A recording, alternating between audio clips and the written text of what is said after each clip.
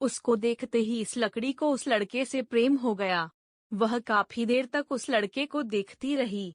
कुछ देर बाद वह लड़की वहां से चली गई।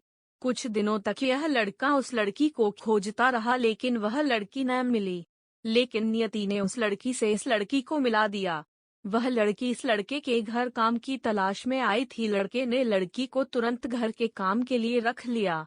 जब वह लड़की इस लड़के से मिलने आई थी तो उस समय इस लड़के ने कुछ शब्द भी साफ से नहीं बोल पा रहा था, जिससे लड़की को लगा कि यह लड़का गूंगा है। लड़का भी जान गया था कि यह लड़की हमें गूंगा समझती है। इसके साथ ही साथ यह लड़की समझ गई थी कि यह लड़का इस घर का नौकर है, ना कि मालिक है। अब जब भी यह लड़का उस लड़की के पास जाता तो गूंगा बन जाता है। धीरे धीरे वह लड़की इस लड़के पर काफी रहम खाने लगी। अब उसे इस लड़के के लाचारी पर प्यार होने लगा। लेकिन फिर वह लड़की एक बात से डरकर पीछे हट जाती थी। इस लड़की के भी माता पिता बचपन में ही मर चुके थे। इस लड़की को इसके चाचा ने पाला था और वह चाहता था कि वह जब तक जिंदा रहे यह लड़की उसके खाने और पीने का पैसा दे। लड़की का प्रेम हद से भी बाहर जाने लगा। लड़के के खांसी पर भी वह लड़की दौड़े उस लड़के के पास पहुंच जाती थी।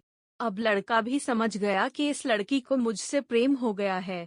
लड़का भी बहुत ज्यादा उस लड़की से प्रेम करता था। उसने पहले लड़की के बारे में सब कुछ पता किया। जब उसे सब पता चल गया तो वह बहुत रोने लगा, क्योंकि उसने गूंगे होने का झूठ बोला था। अब वह दिनों रात रोने लगा। लड़की अपने सैलरी में से लड़के की इलाज करवाने को कहती थी। एक दिन सुबह ही उस लड़की को पता चला कि वह लड़का हॉस्पिटल में भर्ती है। वह दौड़ते हुए जब हॉस्पिटल में पहुंची तो उसने देखा कि लड़का बेड पर बेहोश पड़ा है। उसके आसपास काफी मशीन लगी हुई थी। जब लड़की डॉक्टर के पास पहुंची तो वहां पर डॉक्टर ने उसे बताया कि लड़का अब बोल नहीं सकता है। उसने अपनी जीभ को कटाने की कोशिश की है। इसके साथ ही उस डॉक्टर ने उस लड़की को एक पत्र दिया। उस पत्र में लिखा था, मैं एक काफी धनी लड़का हूँ। जिस घर में तुम काम करती हो उस घर की मालिक मैं ही हूँ। लेकिन इसके साथ ही मैंने तुमसे एक बहुत बड़ा झूठ बोला है कि मैं एक गूंगा हूँ।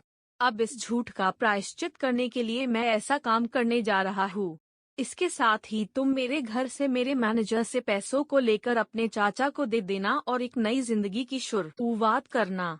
अगर हो सके तो मुझे माफ कर देना, तुम्हारा दोषी। इस पत्र को पढ़ने के बाद उस लड़की के आंख आंसू से भर आए। वह दौड़ते हुए मंदिर में गई। उसने भगवान के सामने कसम खाया कि जब तक वह लड़का बोलने नहीं लगता है तब तक वह कुछ नहीं खाएगी, भले ही वह मर क्यों न जाए। इधर डॉक्टर भी उस लड़के की इलाज कर रहे थे। ईश्वर ने दोनों के मन की बात काबूल कर लिए और अब लड़का बोलने लगा। लेकिन वह अपनी याददाश्त को खो गया। अब उसे कुछ भी नहीं याद था। अब इसके बाद लड़की ने उसके याददाश्त के लिए काफी कुछ किया, लेकिन याददाश्त न आ सका। अगर प्रेम की नींव को झूठ पर रखा जाए तो वह गिर ही जाता है।